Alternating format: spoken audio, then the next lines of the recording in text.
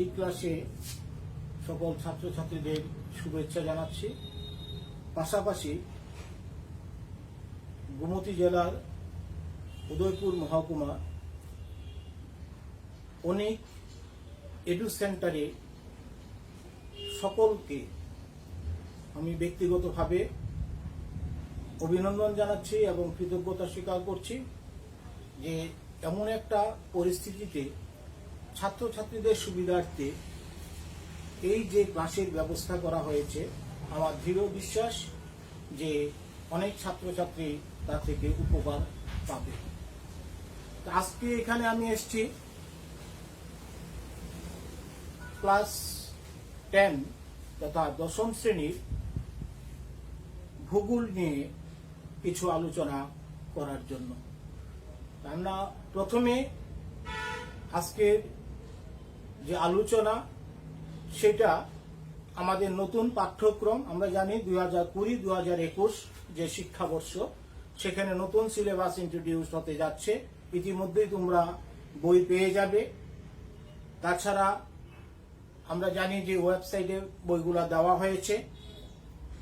সেই নিরিখে আমাদের সিলেবাস কি থাকবে, পাশাপাশি মার্কস ডিস্ট্রিবিউশন কি হবে, আমি আমার টপিকে যাওয়ার আগে সেই বিষয়টা নিয়ে কিছুটা আলোকপাত করছি। প্রথমত দেখবো আমরা যে আমাদের যে সিলেবাস, সেখানে 7টা চ্যাপ্টার রয়েছে। সেখানে 7টা চ্যাপ্টার রয়েছে। যে চ্যাপ্টারগুলা কিভাবে এখানে দেওয়া আছে এবং কোন চ্যাপ্টারের উপর কত মানের প্রশ্ন থাকবে, সেই মার্কস ডিস্ট্রিবিউশনটা আমরা প্রথমে আলোচনা করছি।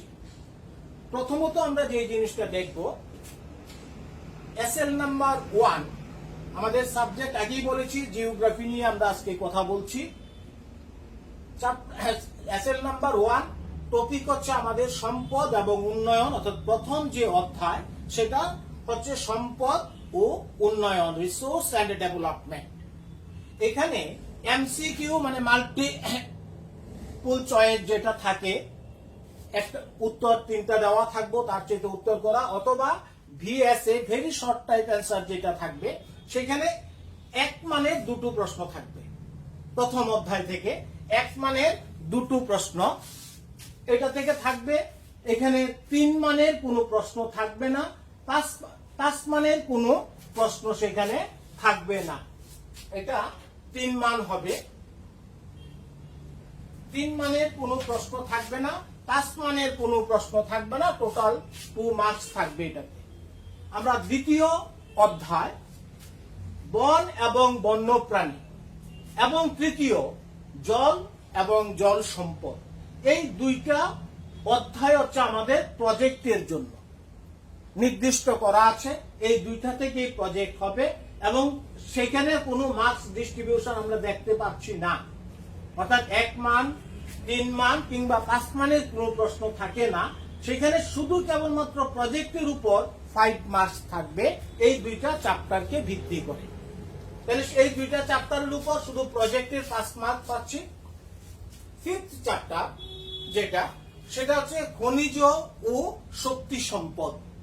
খনিজ ও শক্তি সম্পদে 1 মানের একটা প্রশ্ন থাকবে, 3 মানের একটা প্রশ্ন থাকবে, 5 মানের কোনো মার্কস থাকবে না।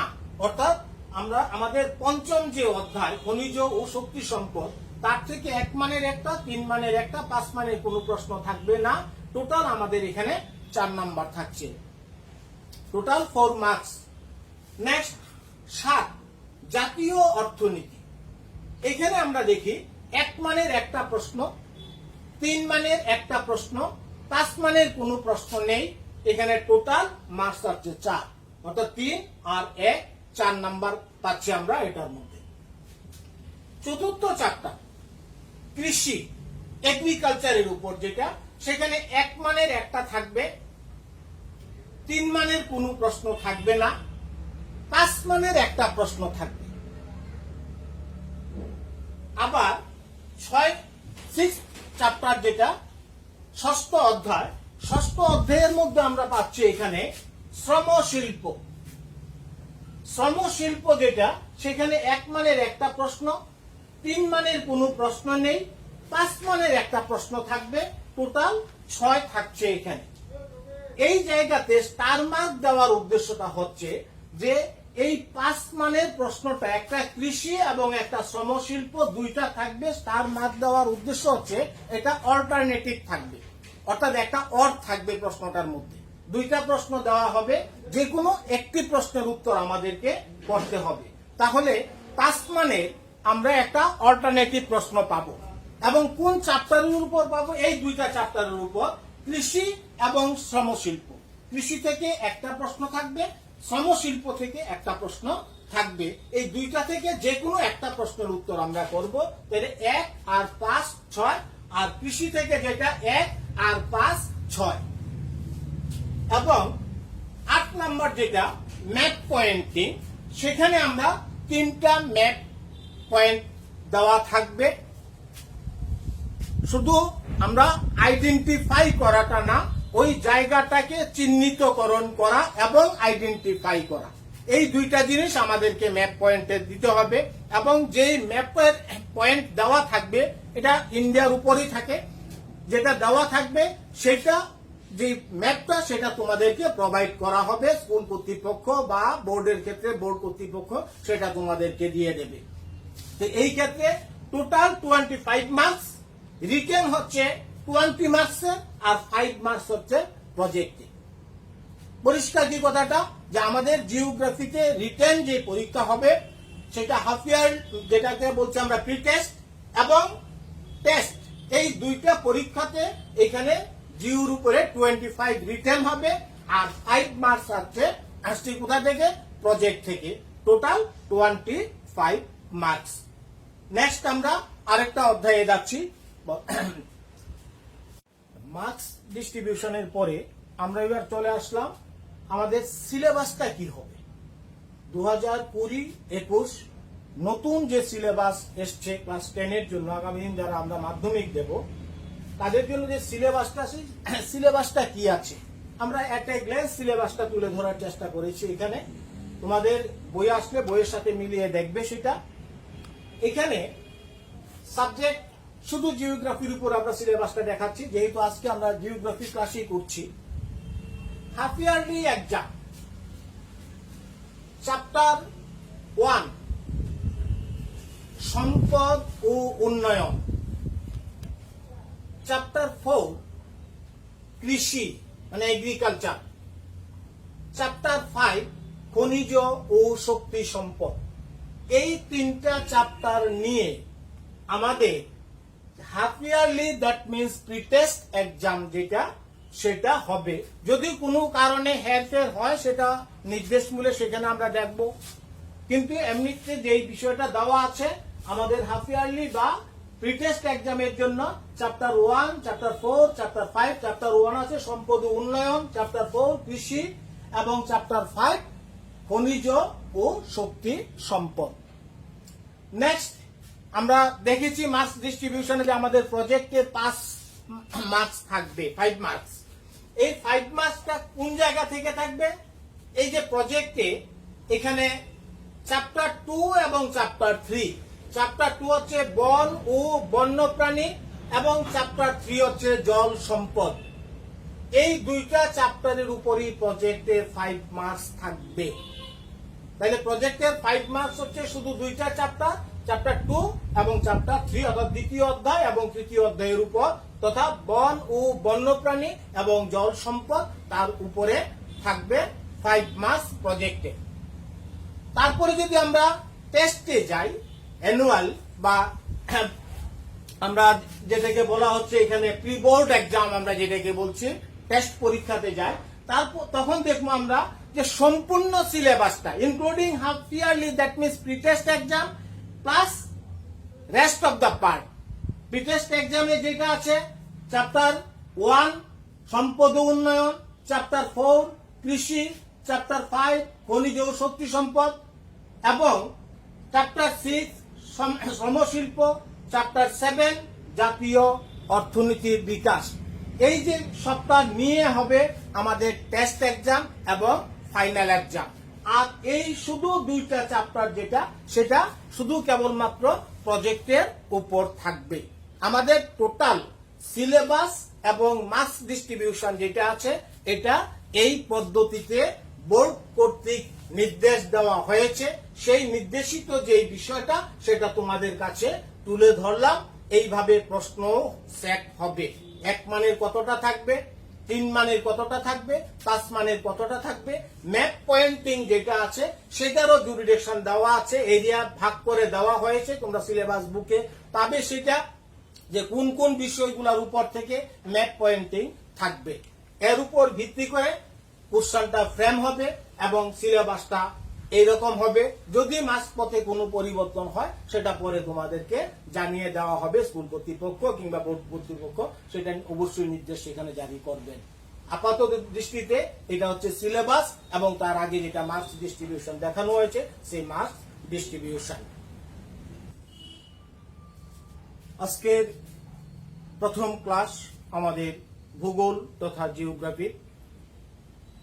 স্বাভাবিকভাবেই তার আগে যেটা question pattern, distribution of marks and syllabus নিয়ে আমরা আলোচনা করেছি। সেখানে দেখেছি আমাদের সিলেবাসের প্রথম যে অধ্যায়টা অর্থাৎ ফার্স্ট চ্যাপ্টার যেটা সেটা হচ্ছে সম্পদ ও উন্নয়ন। তা আমরা আজকে সম্পদ নিয়ে কিছু কথা বলবো এবং অত্যন্ত ইন্টারেস্টিং বিষয়। সম্পদ সেটা আমাদের জীবন জীবিকাকে ভীষণভাবে প্রভাবিত করে, অর্থাৎ আমাদের জীবনে সম্পদের যে ভূমিকা সেটা অপরিসীম। শুধু তাই নয়, সম্পদ যেটা সেটা একটা জাতির, একটা দেশের উন্নতির অভিমুখ কি হবে সেটাকে নির্ধারণ করে দেয়। স্বাভাবিক কারণে সম্পদটা আমাদের কাছে অত্যন্ত একটা গুরুত্বপূর্ণ বিষয়। এটা উন্নতির একটা সোপান এবং অর্থনীতির কাণ্ডারি আমরা যাকে বলতে পারি। এই ক্ষেত্রে আমরা দেখব যে সচরাচর আমরা যে জিনিসটা দেখি, সম্পদ বলতে আমরা কি বুঝি? টাকা পয়সা, ধন দৌলত, জায়গা জমি, এইগুলাকে আমরা সম্পদ হিসেবে সাধারণত বুঝে থাকি। অর্থনীতির ভাষায় যে সকল জিনিসের কার্যকারিতা আছে, যার যোগান চাহিদার তুলনায় কম এবং যেগুলি বাজারে ক্রয় বিক্রি হয়, এইরকম বস্তু বা অবস্তু জাতীয় যেগুলো আছে সেইগুলাকে বলা হচ্ছে সম্পদ। তা আমরা সাধারণভাবে বলতে যেটা বুঝলাম আমরা যে বাড়ি ঘর, সোনা দানা, গয়না গাটি, জায়গা সম্পত্তি, সেইগুলাকে আমরা বলছি সম্পদ। অর্থনীতিতে বলা হচ্ছে আরেক ধরনের সম্পদের কথা। কিন্তু যখন আমরা আমাদের যে শাস্ত্র অর্থাৎ ভূগোল শাস্ত্র যেটা, ভূগোলের নিরিখে যখন আমরা আসব তখন তার চাইতে কিছুটা পার্থক্য দেখতে পাবো আমরা সম্পদের মধ্যে। হুবহুব আমরা যেই কথাটা বলেছি ঠিক সেই রকমটা না সম্পদ বলতে। 1951 সালে অধ্যাপক জিমারম্যান, যিনি একজন জার্মানি অর্থনীতিবিদ ছিলেন এবং ভূগোল শাস্ত্রকার, তিনি the world resources and industries নামক একটি গ্রন্থ প্রকাশ করেন। ওই গ্রন্থে সর্বপ্রথম সম্পদ কি ভূগোলের ক্ষেত্রে, জিওগ্রাফির ক্ষেত্রে বা ইকোনমিক জিওগ্রাফির ক্ষেত্রে সম্পদ কি তার একটা ব্যাখ্যা তুলে ধরেন, যেটা আমরা তার পরবর্তী সময়ে ভূগোল নিয়ে পড়লে পাবো। সেটা বলা হচ্ছে সম্পদের কার্যকারিতা তত্ত্ব। এই জায়গাটাতে তিনি বলেছেন, the word resource does not mean any things or substances, অর্থাৎ সম্পদ বলতে কোনো বস্তু বা পদার্থকে বুঝায় না। কি সেটা? The concept of resource is completely functional, inseparable from human wants and human activities. অর্থাৎ যেটা যে মানুষের চাহিদা এবং মানুষের অ্যাক্টিভিটিস, মানুষের ক্যাপাবিলিটি যেটা তার সাথে অবিচ্ছেদ্যভাবে যুক্ত যেই বিষয়টা সেটা হচ্ছে সম্পদ। অর্থাৎ কথাটা বোঝানো হচ্ছে যে কোনো একটা বস্তু সম্পদ না। সম্পদ বলতে বোঝাচ্ছে ওই বস্তুটার কার্যকারিতা প্লাস ওটা যে ভোগ করছে তার উপযোগিতার নিবৃত্তি ঘটছে কিনা। অর্থাৎ যখন কোনো বস্তু কারুর চাহিদার উপযোগিতার নিবৃত্তি ঘটাবে তখন সেটাকে বলা হচ্ছে সম্পদ। তাহলে সম্পদ মানে হচ্ছে সেটা যেটার চাহিদা আছে, যেটা উপযোগিতা নিবৃত্তি ঘটাতে পারবে, আমাকে স্যাটিসফ্যাকশন দিতে পারবে, তখন কোনো একটা বস্তু সেটাকে আমরা সম্পদ হিসেবে ট্রিট করব, সম্পদ হিসেবে আমরা সেটাকে বুঝবো।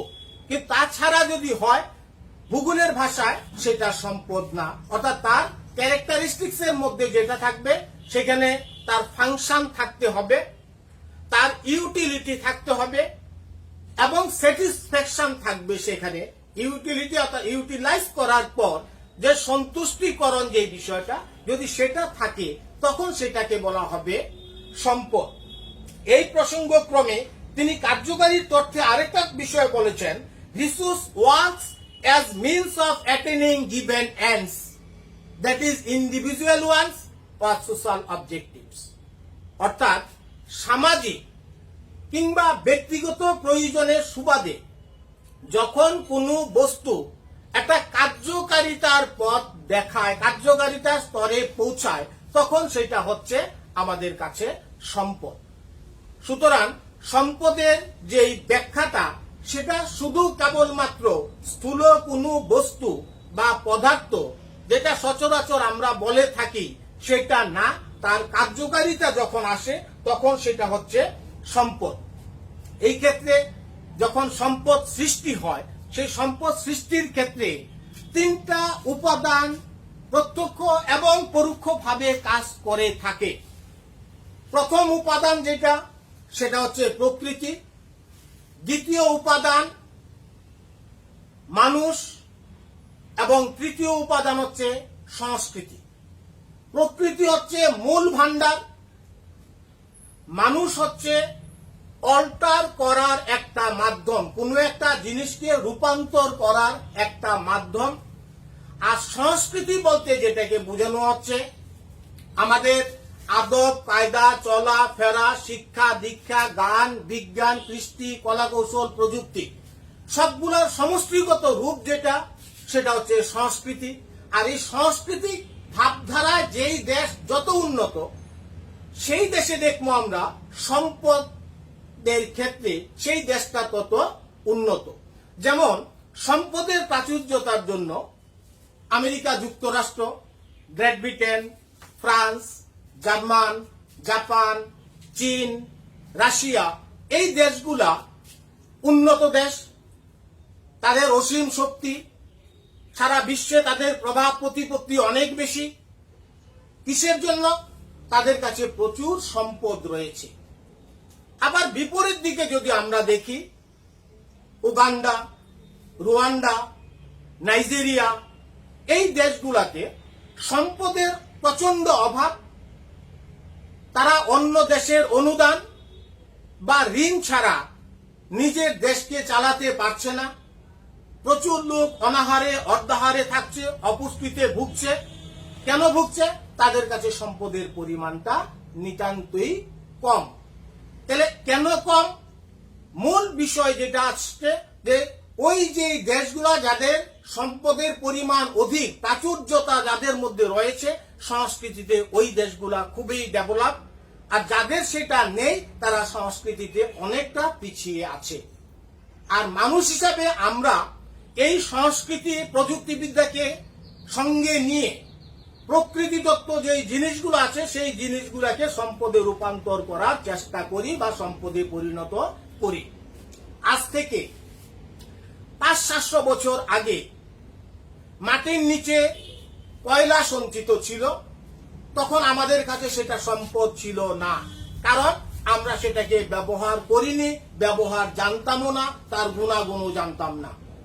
কিন্তু আমাদের বুদ্ধিমত্তা, আমাদের বিদ্যা, কলাকৌশল, প্রযুক্তির উন্নয়নের পর যখন মাটির নিচ থেকে সেই কয়লাকে আহরণ করা হলো, সেটাকে পুড়িয়ে তাপবিদ্যুৎ উৎপাদন করতে আরম্ভ করলাম, সেই কয়লা থেকে উপজাত দ্রব্য হিসেবে প্যারাফিন, আলকাত্রা, পিচ, এই ধরনের অনেক উপজাত দ্রব্য যেগুলো আমাদের এখন দৈনন্দিন ব্যবহার হয়ে দাঁড়িয়েছে, সেই জিনিসগুলো উৎপাদন করতে আরম্ভ করলাম। তখন ওই কয়লাটা আমাদের কাছে সম্পদ হিসেবে পরিণত হয়েছে। যেটা 500 বছর আগে মাটির নিচে ছিল সেটা সম্পদ ছিল না, এখন সেটা আমাদের কাছে সম্পদ, কারণ আমাদের সংস্কৃতির বিকাশ ঘটেছে, প্রযুক্তির বিকাশ ঘটেছে, এবং আমরা প্রকৃতিদত্ত সেই জিনিসটাকে নিয়ে আমাদের মতো করে, আমাদের প্রয়োজনে লাগে মতন করে আমরা সেই জিনিসটা উৎপাদন করতে শিখেছি। অর্থাৎ আমাদের চাহিদার যে নিবৃত্তি, সেই নিবৃত্তি আমরা ঘটাতে সক্ষম হয়েছি। কয়লা পুড়িয়ে বিদ্যুৎ উৎপাদন করা হচ্ছে, সেই বিদ্যুৎটা আমরা বিভিন্ন ক্ষেত্রে ব্যবহার করছি, তার মানে তার উপযোগিতা আমরা ভোগ করছি। বিদ্যুতের চাহিদা আছে, শুধু চাহিদা থাকলে হবে না, সেটার উপযোগিতার নিবৃত্তি। এই উপযোগিতার নিবৃত্তি আমরা লাইট জ্বালাচ্ছি, ফ্যান চালাচ্ছি, টিভি চালাচ্ছি, কম্পিউটার চালাচ্ছি, আমাদের উপযোগিতা নিবৃত্তি করছে। সেই ক্ষেত্রে তখন হচ্ছে ওই যে পদার্থটা বা সাবস্টেন্স বলি আমরা সেটাকে, সেইটা কার্যকারিতা, সেই কার্যকারিতাটা হচ্ছে সম্পদ। সুতরাং সম্পদ বলতে শুধু কেবলমাত্র বস্তুটাকে বুঝায় না, বুঝায় তার কার্যকারিতাকে। আমরা আগামী ক্লাসে সম্পদের যে প্রকারভেদ সেটা নিয়ে আলোচনা করব। আজকে এখানেই ক্লাসটা শেষ করছি। সবাইকে ধন্যবাদ।